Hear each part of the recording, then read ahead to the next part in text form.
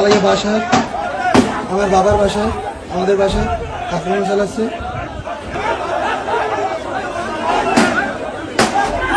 এই যে আমাদের নাম করা সন্ত্রাসী, এই যে আমাদের সাইনবোর্ড সব ভাঙচুর করতেছে।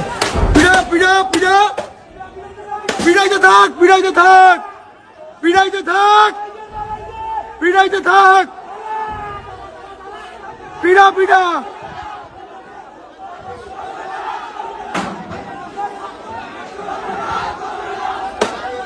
হ্যাঁ ঠিক আছে, ঠিক আছে, ঠিক আছে।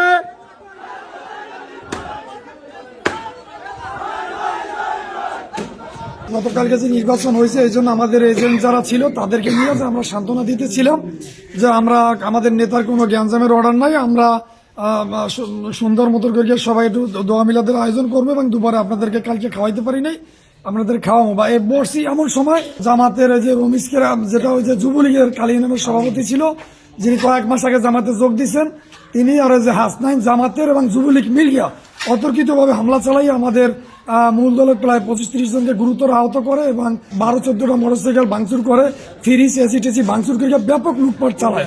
এত বেশি ক্ষয়ক্ষতির পরিমাণ এখন তো দেয় প্রায় 40-50 লাখ টাকা ছাড়াই যাবে। এরা কথা বলে এক জামাত এবং লুটপাট শুরু করে দিচ্ছে আর এক রকম।